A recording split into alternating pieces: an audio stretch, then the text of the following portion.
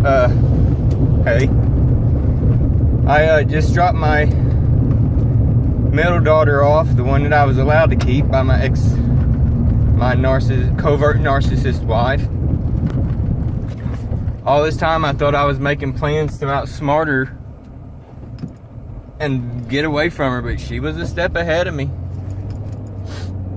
We have 6 kids, you know.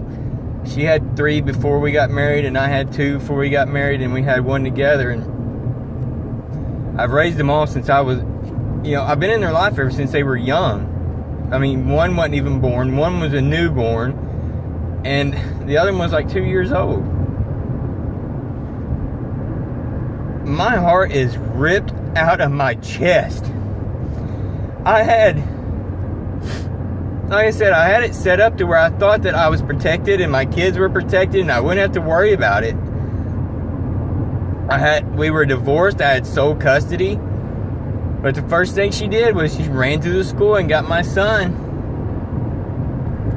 And went to the county office. The police officer told him I was beating her and beating the kids and how I had anger issues and all this kind of crap. That I'm on all kinds of drugs. And this is what she did before, and they don't even realize it. She's running the same game on them. This is twice she's done this to me. It's the last time she's done this to me. But, I just wanted to get this down because even as bad as it hurts right now, I know that there's going to be a better day. It's just around the bend, but man, I'm really worried about my son being hurt by her. Because every time that we've had a fight and we've had to split up like this before, usually she leaves me. But this time I left her, and every time I've threatened to leave her, she's either attempted or threatened suicide. In fact, that's the reason we lost the kids last time, is because she attempted suicide. I mean, she was in a coma for 4 days, and guess what? Dummy was sitting beside her the whole 4 days.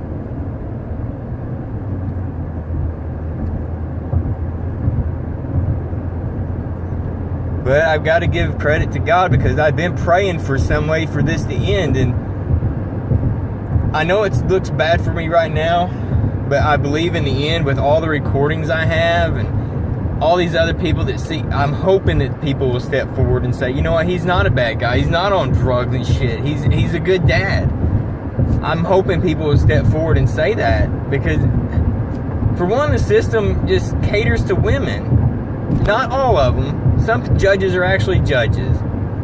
But the majority of it, they don't care. That's what I was saying. That cop earlier, I had a piece of paper in my hand that was a legal document. Saying I had sole custody of my kid. And because she went over there, I mean, this is how it happened. He called her over and talked to her. We were at the county sheriff's office. He called her over, talked to her, told her to go on, said for me to come over, and he was talking to me, and I was like, you know, here's my paperwork. I have sole custody, and I explained that, you know, she has a mental instability. She does. It's documented. It's proven. She's been in the mental hospital several times, not just for being a narcissist, never for that. But the guy was like, well, that don't mean nothing because she says you did this and said she did that, you know, or you did this and you did that, so we really don't have to go by any of that. Now, this is in Stoddard County, Missouri. The same document was issued from Stoddard County, Missouri. Go figure that. And I would almost guarantee you, I'm going to look at the papers, that the same judge signed both of them.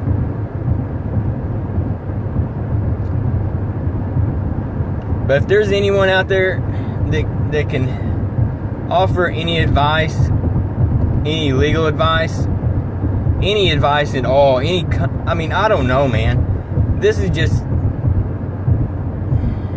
I know this is just the beginning, but it's the beginning of the end of it. Because one way or another, I'm just not going to feed into her shit anymore. I just want my son, and that's the only thing she has against me. And I've already been told that I can get him back. And like I said, I know it's not going to be hard to prove that she's not a fit mother. I'm really afraid that she will hurt, because I'm really not gonna sit here and go, oh no, she's cool, I don't think she would hurt her kids. No, I think she would hurt her kids just to hurt me. That's how empty she is. But I've got months and months of audio recordings that I'm hoping will help me. I don't know. Like I said, I've been on YouTube for over a year now trying to get this lined out, get myself ready, and get everything figured out. Well, once I finally realized what was going on and could see for myself that it wasn't just me like I thought it was. And this was after I went to a counselor and said, like, hey, this is why I'm here. Is, and I laid it out online, and I'm thinking I've got a problem. The counselor's like, no, you have no problem. You may be depressed and you may be stressed out, but from what you're telling me, well, I thought I was telling you stuff about me, because that's what she says it is. It's stuff about me.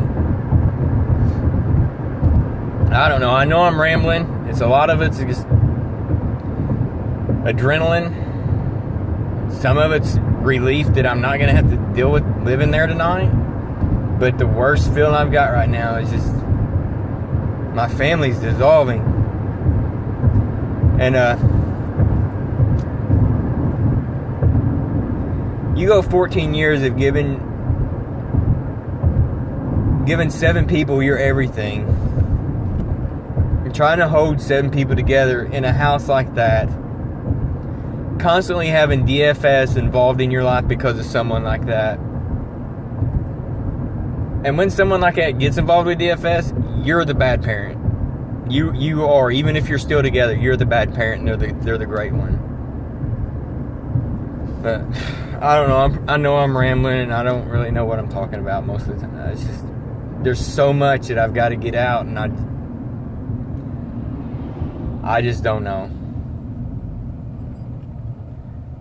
But again, I would appreciate any and all prayers, because I'm trying to do my best. I'm trying to be godly, and in this day and age, it's really hard to maintain it.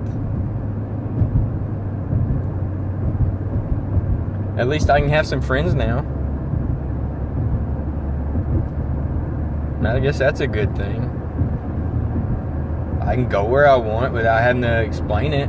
I don't have to have circle arguments anymore. I can actually have adult conversations. These are all good things.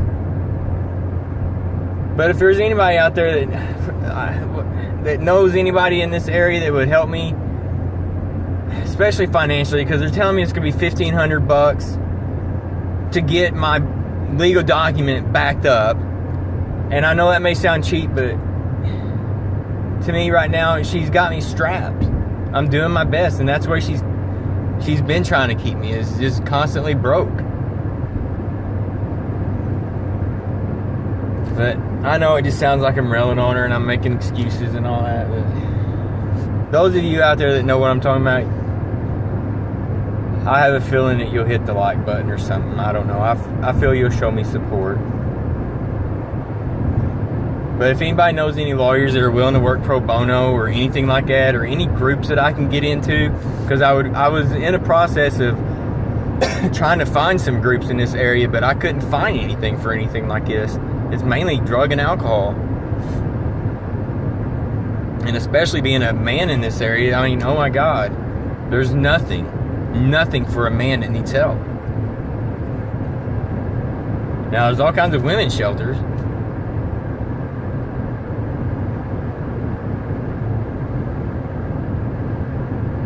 But that's really all I've got. I just, like I said, I would appreciate any help. I really would.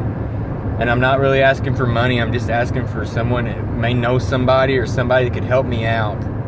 Because I'm really tired of getting railroaded over here in Stoddard County. Especially by a narcissist using the system. And I think that they know it. I mean, the officer I was talking to, I recorded everybody's conversation today, and everybody was on my side. They agreed with me. But, oh man, we can't do nothing. What the you mean you can't do nothing? All right, I'm done ranting. Again, thank you. And if you can't, or if you don't know of anybody, just please pray, do whatever you think you need to do that would help me out, because I am genuinely asking for help. Thank you.